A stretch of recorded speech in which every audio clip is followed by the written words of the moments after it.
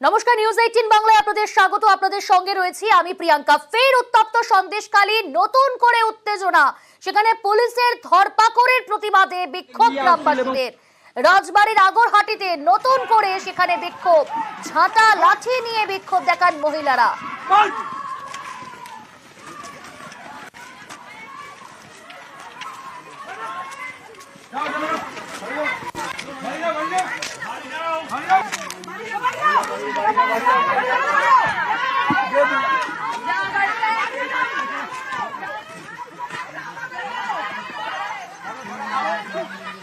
আজ সকাল থেকে আবার নতুন করে উত্তেজনা সন্দেশখালীতে। সেখানে রাজবাড়ির আগরহাটি, ঝাঁটা লাঠি নিয়ে বিক্ষোভ দেখান গ্রামীণ মহিলারা। গ্রামবাসীদের সঙ্গে পুলিশের ধস্তাধস্তি, পরিস্থিতি সামলাতে র্যাফ নামানো হয়, বাহিনী পর্যন্ত নামানো হয়। সন্দেশখালীর আগরহাটি গতকাল আমরা দেখেছি সেখানে নির্বাচন এবং নির্বাচন পর্ব মিটে গেলেও, ভোট মিটলেও কিন্তু আজ আবারও নতুন করে উত্তেজনা সন্দেশখালীর আগরহাটিতে। ঠিক কিছুক্ষণ আগেই সেখানে উত্তপ্ত পরিস্থিতি তৈরি হয়। আমাদের সঙ্গে রয়েছে আমাদের প্রতিনিধি জিয়াউল। জিয়াউল, প্রথমেই জানতে চাইবো এখন কি পরিস্থিতি সেখানে? র্যাফ নামানো হয়েছে, বাহিনী নামানো হয়েছে, পরিস্থিতি এখন কি?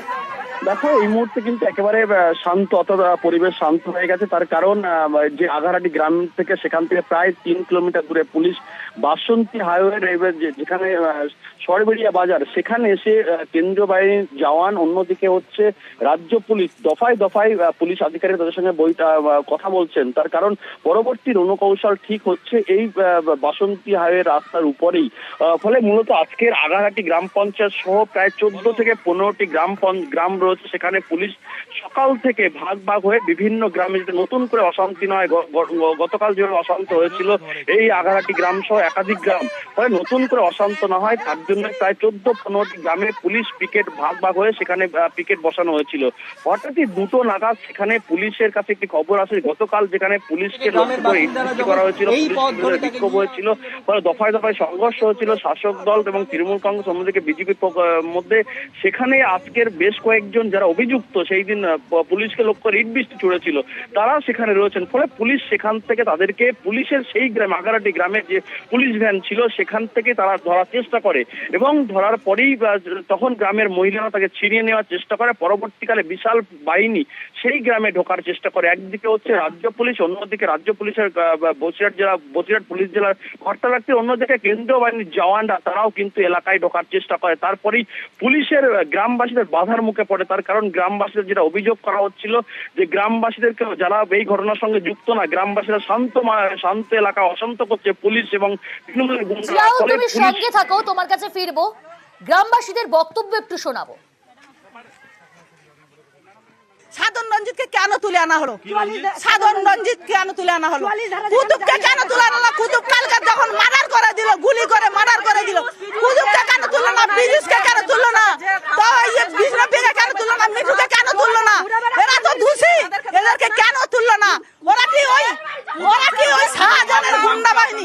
কুতুব শেখ যে মানে ওদেরকে যে মারলো, মানে কোদাল দিয়ে মারলো, গুলি মারলো, কই কুতুব শেখকে কই ধরা হচ্ছে না? তো তাহলে বাপি রঞ্জিতটা কিসের জন্য ধরা হবে? আমি এবার যাব, আমাদের আরেক প্রতিনিধি অমিত রয়েছে আমাদের সঙ্গে সরাসরি। অমিত, একেবারে গ্রামবাসীরা নাম ধরে ধরে অভিযুক্তদের কথাও জানালেন। পুলিশ নাকি তাদেরকে মদত দিচ্ছে, তাদেরকে গ্রেপ্তার তো দূরের কথা, আটক পর্যন্ত করেনি। বরঞ্চ গ্রামবাসীদের অভিযোগ যে তাদের বাড়ির ছেলে বা তাদের নিরীহ যারা, তাদেরকে বিনা কারণে গ্রেপ্তার করেছে পুলিশ।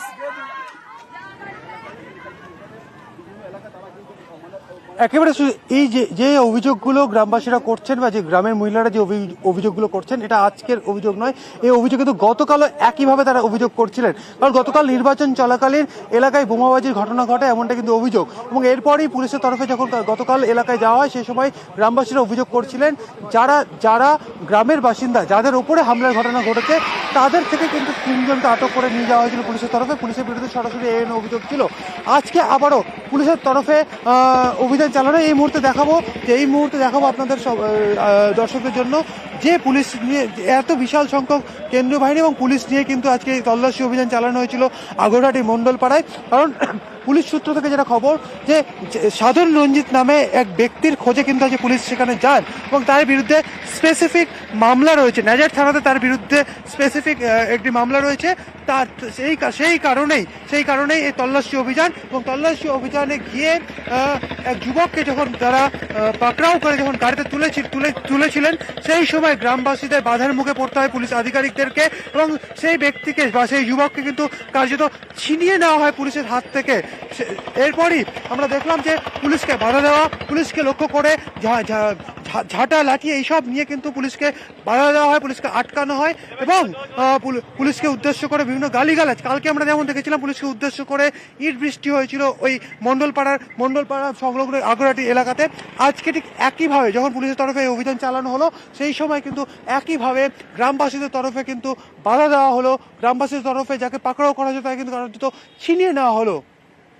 একেবারে অমিত, আমরা দেখছি সেই ছবি যা এসছিলেন অর্থাৎ পুলিশ অফিসাররা, পুলিশ কর্মীরা, তারা ইতিমধ্যে সেখান থেকে বেরিয়ে যাচ্ছেন, কিন্তু কোথায় যাচ্ছেন, পরবর্তীতে কোথায় যাচ্ছেন সেটা তোমার কাছ থেকে আপডেট নেব। এই মুহূর্তে আগরাটি সন্দেশখালীর ছবিটা দেখাচ্ছি। আজ দুপুর 2টোর সময় সেখানে কেন্দ্রীয় বাহিনীর জওয়ান এবং পুলিশ, রাজ্য পুলিশ এবং র্যাফ নামানো হয়েছিল। এতটাই উত্তপ্ত পরিস্থিতি তৈরি হয়েছিল, এতটাই রণক্ষেত্র পরিস্থিতি তৈরি হয়েছিল। গ্রামের মহিলারা তারা ঝাঁটা লাঠি হাতে পুলিশের দিকে বিক্ষোভ দেখাতে থাকে এবং এতটাই উত্তপ্ত গ্রামবাসীদের শান্ত করতে, পরিস্থিতি সামলাতে র্যাফ নামানো হয়। গ্রামের বাসিন্দারা আচমকা বিক্ষোভ দেখাতে শুরু করেন।